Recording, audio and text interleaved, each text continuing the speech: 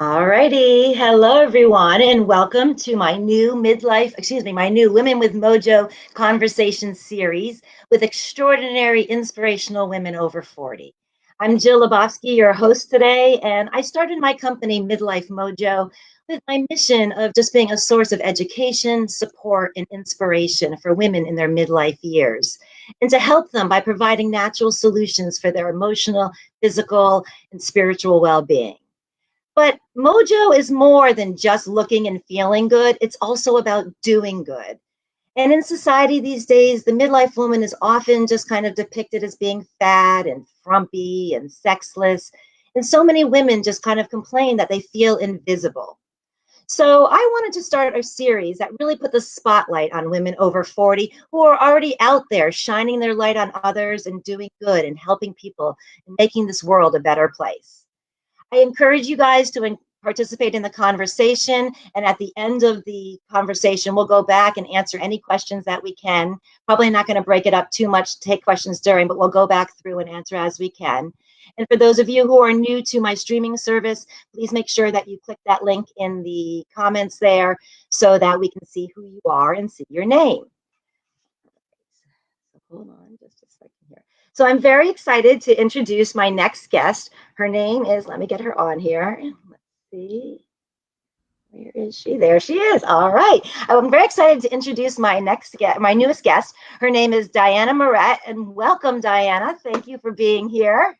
Oh, my pleasure. Thank you for having me. I'm so excited. Absolutely. Absolutely. And you got a beautiful smile. I love your little, you showed me your shirt earlier. Hold up your shirt a little bit so we Oh, can see what you have. it says, Do do what what you you love. love. I love it. I Isn't that love it. fabulous? Absolutely. Now that is definitely one of my missions with my midlife mojo is for women to really find their passion and go with it. And you That's right. definitely are a shining example of that. So I want to read you guys just a little bit. I told Diane I'm going to read her bio and then I'm going to read the Jill bio afterwards. So that way you guys can get to know her a little bit from my perspective because Diana and I have known each other for many years. So Diana Moret is the numbers whisperer and business growth engineer. She can tell a business owner's story just by looking at their numbers and translates facts into action plan to grow their business. She developed these superpowers after years of studies and skilled training. She is the recipient of a BA in accounting and finance and spent several quarters on the dean's list in University of Cincinnati. She's certified in project management, oh, woohoo, an MIT certified process master, and holds a green belt in Six Sigma and Lean Sigma. As with most superheroes, they use their superpowers for good, and that is what Diane has set out to do with her coaching practice. I love that. Your superpowers. Definitely, you are a superwoman. So Oh, as I thank said, yeah, I met Diana around 5 years ago, and I was trying to remember which came first, but I know that we spent about 6 months together in an intensive course called The Science of Getting Rich, and it was right. based on an old book all about shifting your mindset around money, but not even just around money, but just around you're shifting your mindset in general to attract abundance into your life in all areas. And what struck me when I met Diana back then, because I didn't know her at all, and there was three things that struck me then and still strike me now. So I wanted to share those. And Diana, you don't even know these things, but I this don't. is So how I'm I feel nervous. about you. So number one, this is kind of why I wanted to bring you on as a guest, is that she is just, is her authenticity. She just is really, is open and shares her own struggles in life. She is real with her emotions. And when you're with her, you just feel that comfort and that ease.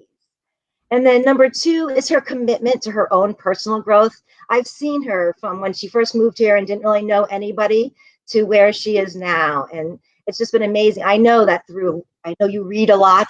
I know you journal. I know you meditate. I know you take good care of your mental health and you've worked hard on that. So that's something that, I admire. No pity parties with you for sure. No. And then the last thing that I really admire about Diana is I really admire just your intelligence, really, not only just with your, of course, money, that's your thing, but just in all areas. I enjoy, engaging in conversation. So I think that you guys are all going to really get to know Diana a little bit better today. And I'm just really excited to share all you have with everybody today. Thank you, Jill. That is so Yeah. kind. Thank you. That's very encouraging to hear that. Thank you. Absolutely. It's all true. All true. So, we have a lot of great things to talk about today, but I want to learn a little bit more about you. I've kind of shared a little bit there. So, every Thursday in my Midlife Mojo group, every Thursday, we ask the questions Thankful Thursday. And we ask just three things in that moment that you're thankful for. So, since today is Thursday, I thought I would pose that question to you. And just in this moment, what are just, three things that you're thankful for? I have to tell you, Jill, that in the last 7 years, and most of the time that I've known you, I really never had a lot of female relationships. Mhm.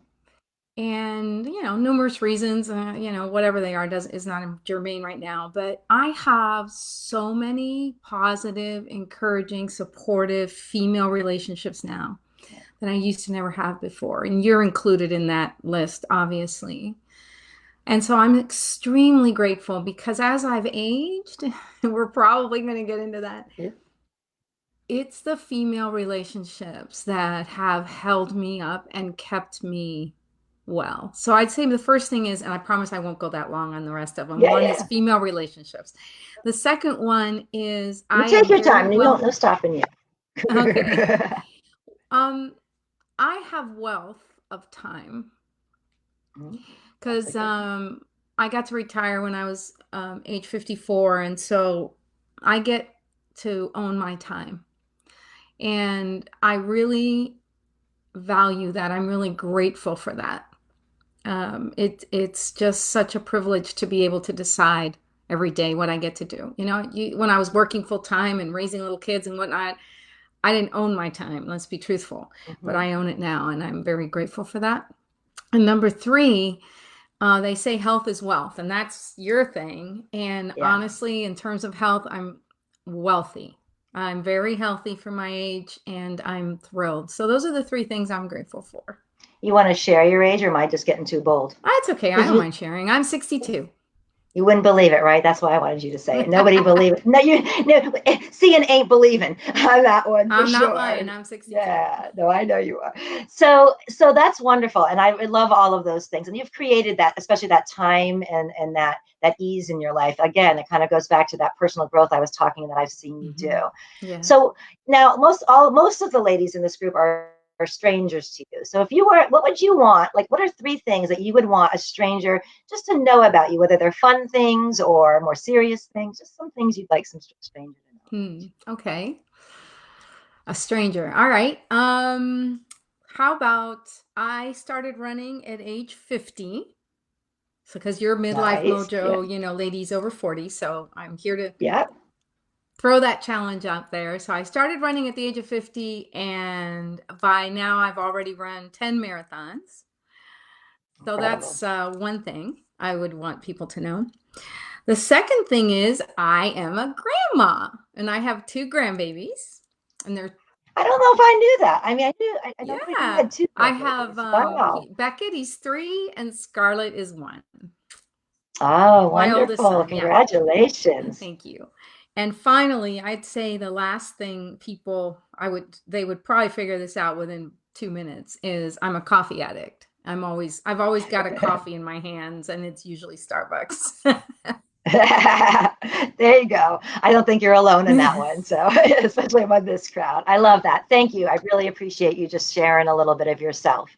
So I love the running, kind of aspect, and especially that you started after Mhm. 50. I had just posted the other day that I was at 50, officially hanging up my running No, shoes. no, no, Um, no. so we'll see. For me, my body isn't taken. I'm going to try something else for a little while. Maybe we'll get back to it. So I really commend that, that like you said, you keep your body in good health, and that you're able to do that, even through now in your 60s. You're still running, I Oh guess. yeah. Oh yeah.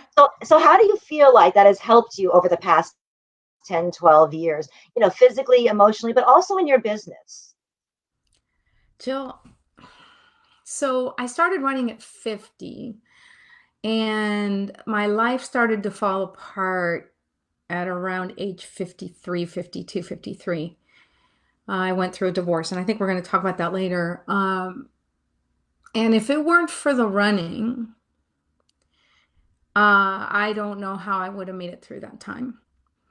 So running really, and let me just tell you right now, I'm very slow.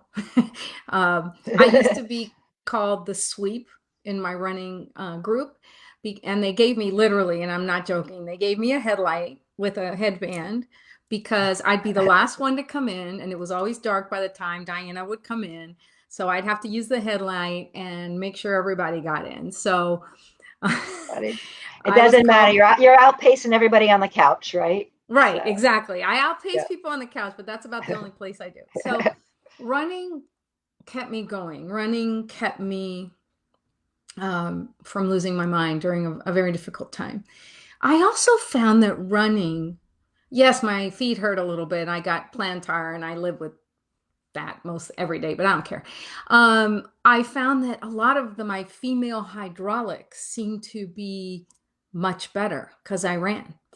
And Interesting. you sweat, so you get rid of toxins and stuff. So my health went up, and it wasn't just the cardio, because that of course would go up, but my overall numbers improved. Not that they were bad, but they got better. And I really believe it was the running. Now, if Mhm. you don't mind, Yeah. since we brought up running, I'm going to show you my latest medal. Oh, Because I look at love the size it. of this Hey, thing. move it over a little bit. There it is. Can you Oh see my this? gosh. It's the size of my head. Like, That is what? awesome. Anyway, this was a challenge that was because we're running virtually now, right? Mhm. So I joined a challenge and I had to run 200 miles in 1 month to get that Wow. medal. Wow. So That's amazing. so So that's a lot of self-motivation because, you don't have that camaraderie, which a lot of, your running group, or you don't no, have the same kind of, push to get up and get going. So that is right. awesome. Yeah, Yep. wonderful. And in the Florida heat, by the Oh way. yeah. Yes, you do need credit for that. Definitely. Oh, Definitely. that was just last month. I thought I was gonna die. Yeah. Oh God. Absolutely. Absolutely. So, we're talking money in midlife, right? That's kind of Mhm. that's your wheelhouse. So, we all have a money story, right? So I would love if maybe you could just kind of share yours, maybe some childhood memories around money, maybe your adult experiences, and then just kind of how it all led you to where you are now as the business profit coach. Wow. Well, I don't know if you were aware of this, but I had a chapter in an anthology called Experts and Influencers. And I told my money story in there. And by the way, along with all the other authors, we were able to get Amazon bestseller in 7 countries. No, yeah, 7 countries and 35 categories. So, yay! So I'm a best-selling author too. But anyway, having said that, in that book, in my chapter, I told the story of how, um, like a lot of women my age and my vintage, we marry men who are sometimes really competent at managing money. So my husband of 20 at that time was 21 years. He was a double finance degree and an MBA. He worked in banking and he was just freaking brilliant when it came to money. So what else would a self-respecting person do but outsource money to a brilliant mind like that? Which was phenomenal. And he was really good at managing our money, and obviously we did well. Except when the day came that we went to get a divorce. And then it's not that he left me with any kind of problems, like, there wasn't any hidden tragedies that I wasn't aware of. It was just I was facing, and that's what the story begins with me sitting in a conference room in a high rise in the city I was living in, and I was across from him on in my lawyer's offices, and I realized then that I was alone.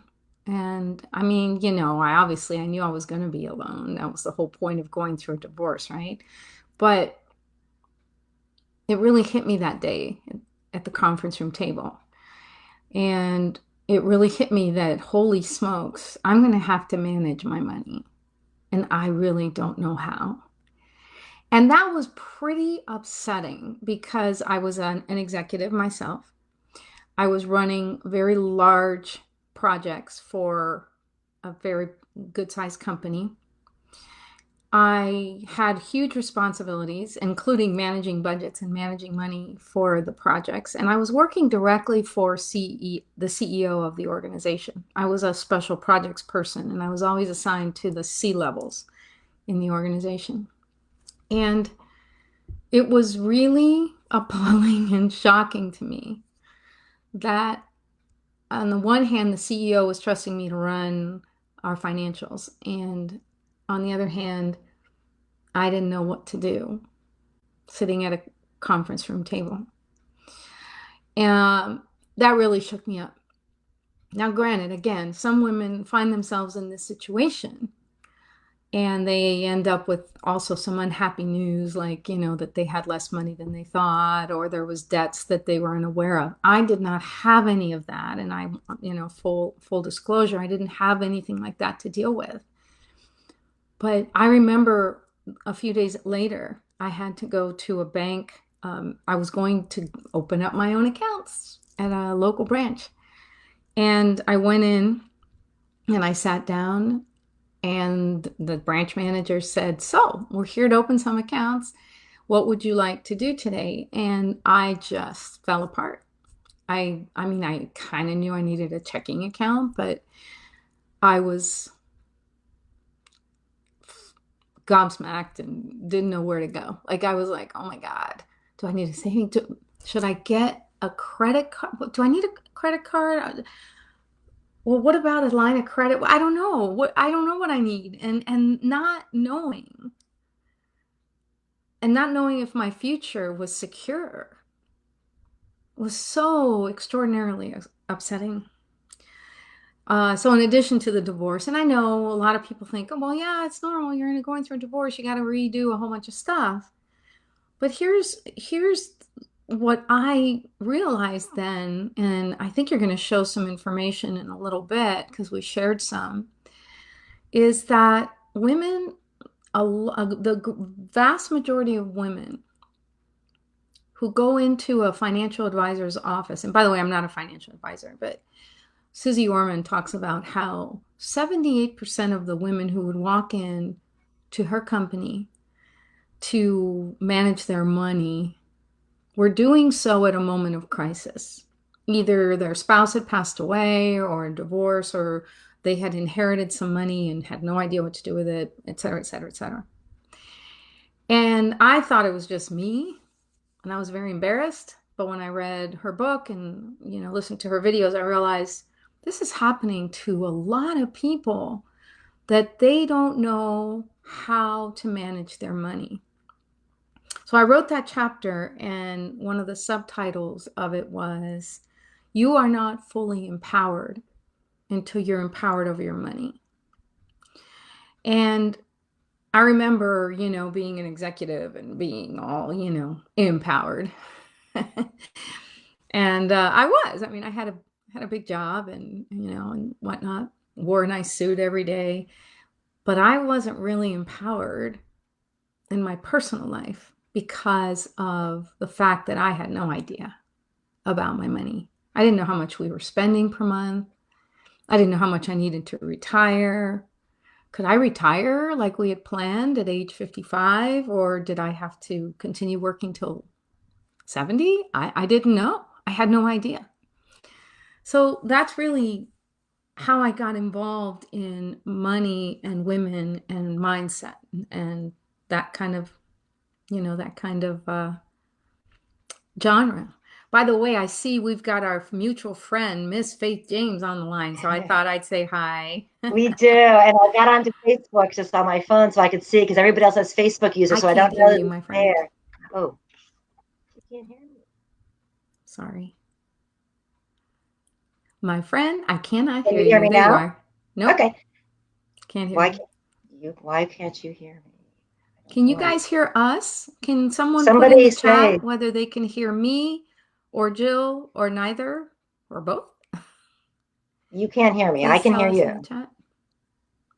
What did I do that you can't hear Uh-oh, me? we're having technical difficulties. I love this stuff. Hold on. I don't see anything in the chat, so people must not be able to hear me.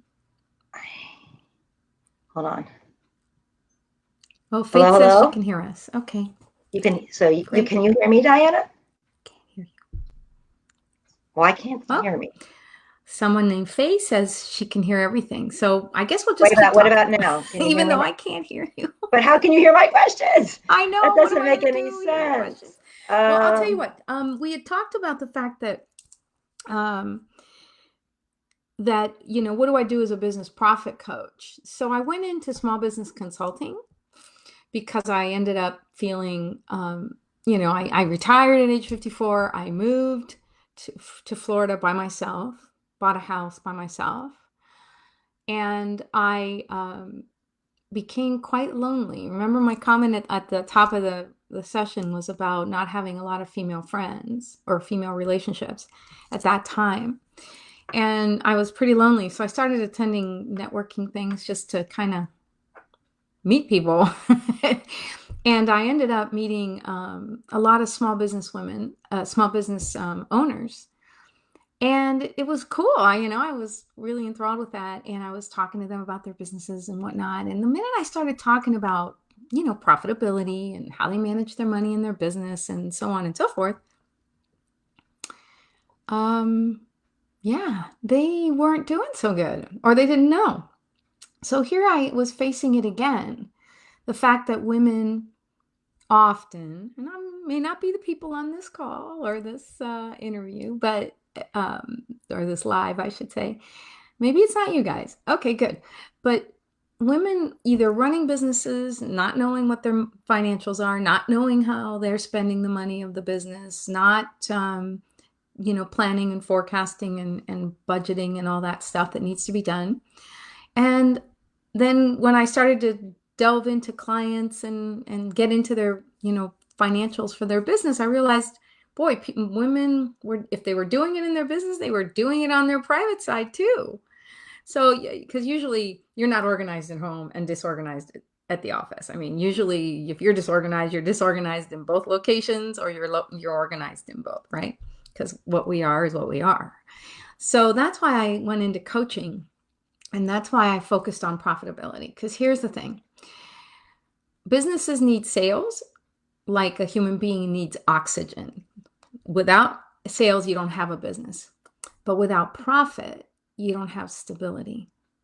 Profit means that you're paying the company's bills, and that, you know, you're able to pay yourself, etc. If you don't have profit, you don't have stability. So I decided to focus on the profit side, and that's why I became the business profit coach. Can you hear me now? Still can't hear you. All righty. So well, sorry. that's okay. I'm going to ask my question. So, I know that you work as a business coach because I know you work as a business coach, and you also work as a lawyer. Do you work with a lot of midlife women? I know you have. I don't know. I don't know how we're going to handle this. Let's see. I don't know why. Can you test your side? She can't hear. Okay. I'll try to plug in some ear things. Maybe it is on Try my something. side, but I don't know what's going know. on. Only because I can hear you. Sorry, ladies. Hang on there for 1 second. Each other so well. I didn't think I needed. I don't know what's different.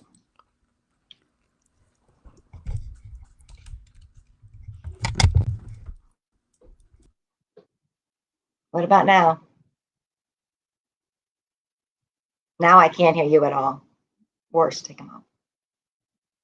Yeah. I could hear you better before. All right. Well, let's see. I don't know really what to do. Okay, hold on 1 quick second. Let's see. I'm thinking perhaps we just stop this and come back in and do it again. That's what I'm thinking. For those of you who are on here, don't go anywhere. I'm going to stop this, and then we're going to start again. Okay, so we're just going to look for the notification, and hopefully we'll be able to hear each other. So we'll just come right back to this, okay? Because otherwise there's just no point. All right. So